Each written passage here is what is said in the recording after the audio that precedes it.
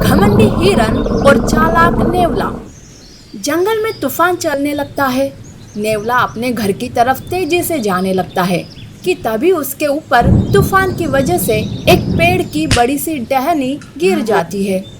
नेवले की ताकत उस टहनी को नहीं उठा पा रही थी। वो मदद के लिए पुकारता है कि तभी वहाँ एक हिरन आती है। उसे देखकर नेवला कहता है, अरे हिरन बहन, जरा ये टहनी अपने सींगों से उठाने में मेरी मदद तो करो। ना बाबा ना, मेरे इतने खूबसूरत सींग कहीं खराब हो गए तो? नहीं, मैं तो ये जोखिम नहीं उठा सकती। किसी और से मदद मांगो। अरे हिरन बहन, इतना भी क्या घमंड करना अपने सींगों पर। एक ना एक दिन यही सींग तुम्हें फंसा ना दे। हिरन नेवले को मदद किए बगैर ही वहाँ से चली जाती है। दरअसल उस हिरन को अपनी सींगों पर और अपनी खूबसूरती पर बहुत ही घमंड था। थोड़ी देर में ही वहाँ हाथी आता है और वो अपनी सूंड से उस टहनी को नेवले के ऊपर से उठा लेता है। तब हाथी कहता है, अरे नेवले, इस हिरन से कोई भी उम्मीद नहीं लगा सकते। बस जब देखो तब अपनी खूबसूरती के गीत गाती रहती है। सही कह रहे हो आप हाथी भाई, पर आपका बहुत बहुत धन्यवाद।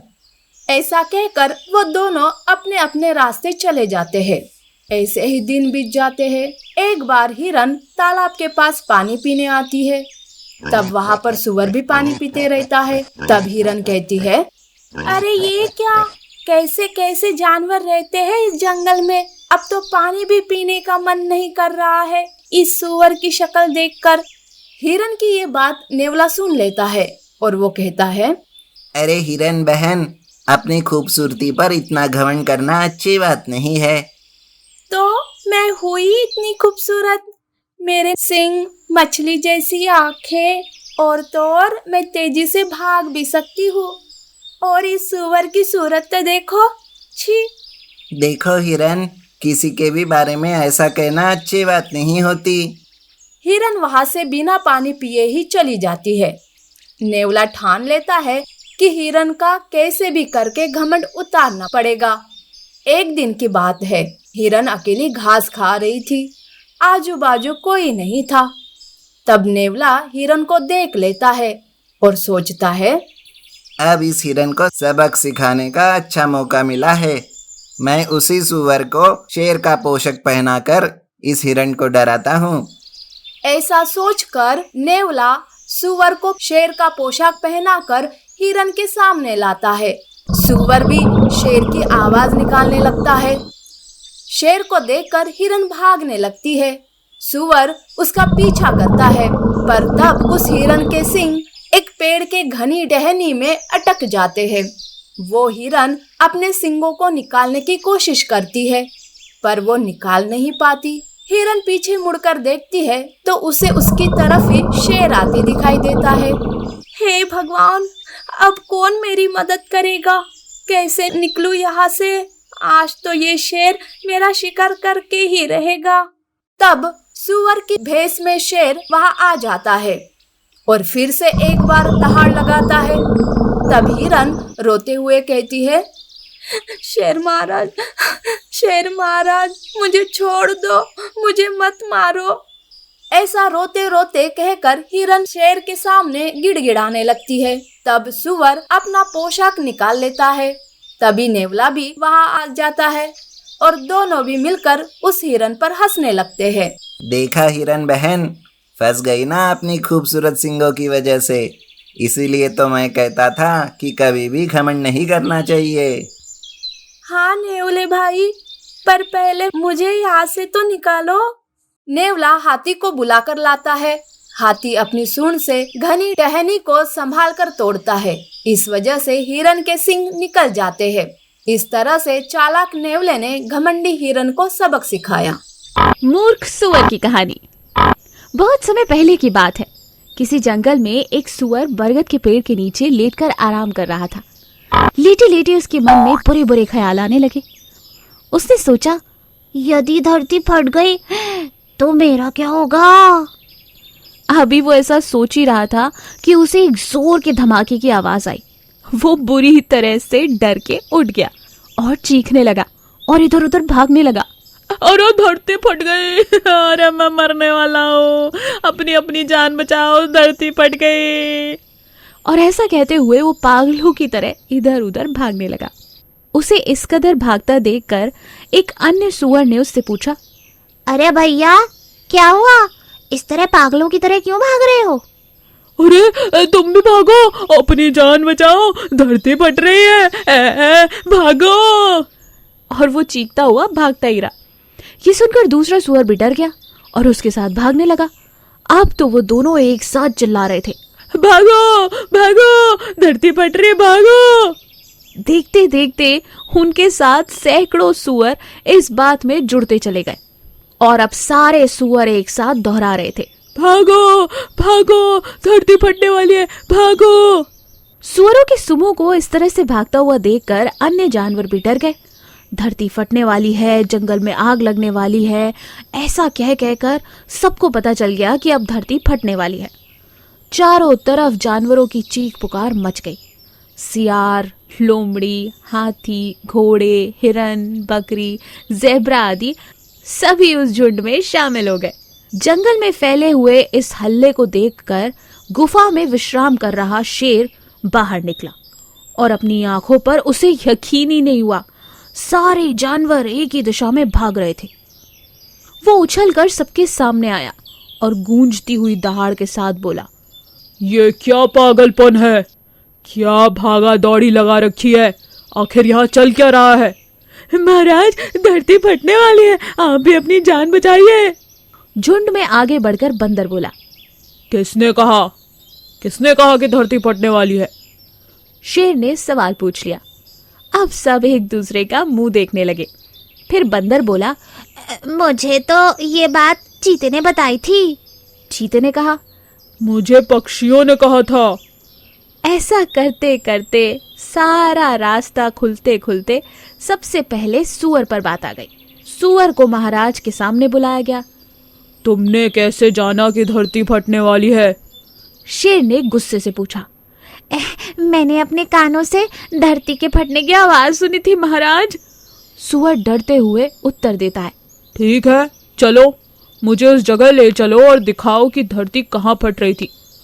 ऐसा कहते हुए शेर सुअर को उस ठिकाने पर ले गया।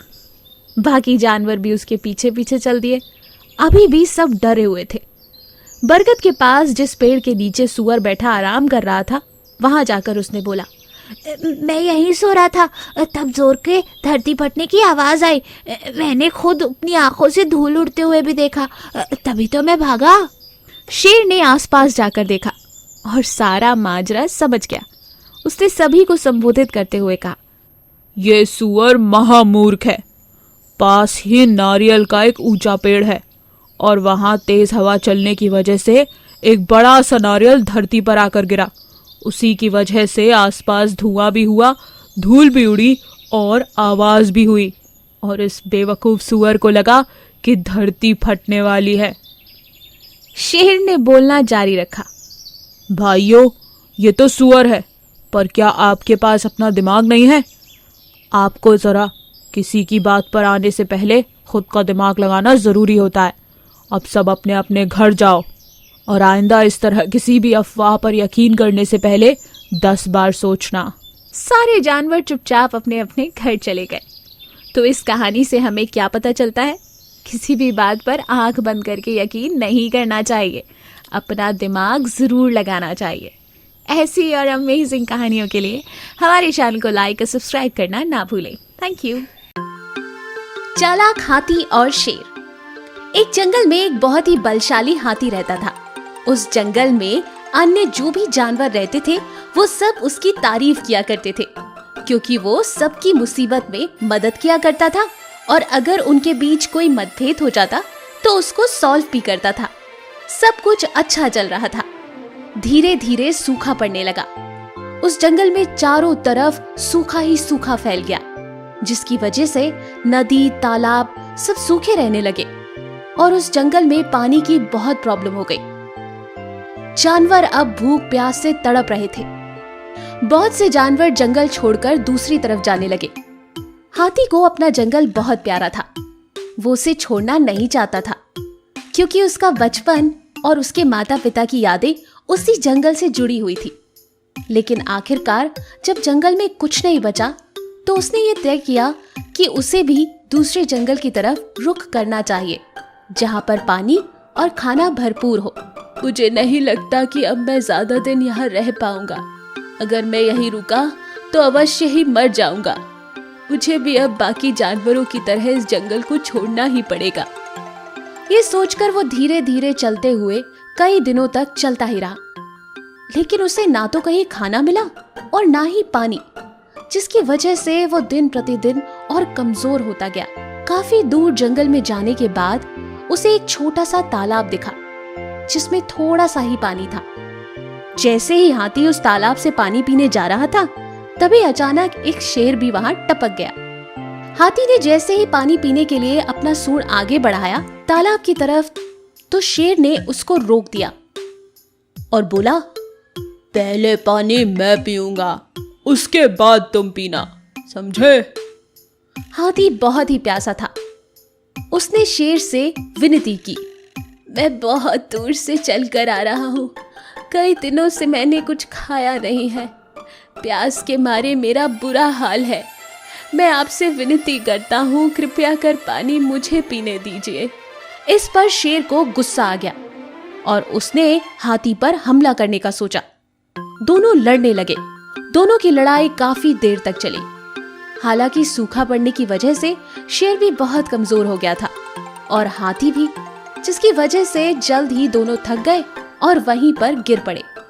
पास में ही एक बड़े गीदड़ों का झुंड ये सारी चीजें देख रहा था। हाथी और शेर की लड़ाई देखकर गीदड़ों ने आपस में सोचा, ये तो बहुत अच्छा हो रहा है। ये दोनों मोटे ताजे लड़ लड़ के मर जाएंगे और हमारे आज के भोजन का इंतजाम हो जाएगा। जब हाथी और शेर ने उस झुंड की तरफ देखा तो वो उनकी चाल समझ गए। वो जान गए कि वो लोग फिराक में थे कि जैसे ही दोनों लोग मर जाएं तो वो सब मिलकर उनको खा ले। तभी हाथी को एक तरकीब सूझी। उसने शेर से बोला, क्यों ना हम दोनों साथ में थोड़ा थोड़ा पानी पी लें और यहाँ से चलते बने। पास में ही गीदड़ों का झुंड हमारी मौत का इंतजार कर रहा है। अगर हमने यहाँ पर लड़ाई झगड़ा किया और एक साथ ना हुए तो हम दोनों का ही इसमें भारी नुकसान होगा। शेर को हाथी की ये बात सुनकर अपनी गलती का एहसास हुआ और वो उसकी बात मान गया। तुम सही कह रहे हो भाई, हम दोनों ही इस वक्त बहुत कमजोर हैं। अकेले हम इनका सामना नहीं कर पाएंगे। बेहतर इसी में है कि हम साथ मिलकर पानी पिएं और यहाँ से निकल जाएं। शेर ने और हाथी ने यही किया। दोनों ने एक साथ थोड़ा थोड़ा पानी पिया और चुपचाप वहां से निकल गए। बेचारे गीदड़ों का इंतजार ही रह गया। हमें आपस में बैर नहीं करना चाहिए क्योंकि बहुत सारे बड़े बड़े झगड़े कई बार छोटी छोटी बातों पर होते हैं। अतः हमें किसी भी झगड़े को शांतिपूर्वक सुलझाने की कोशिश करना चाहिए। ऐसे ही मजेदार कहानियों के लिए हमारे चैनल को सब्सक्राइब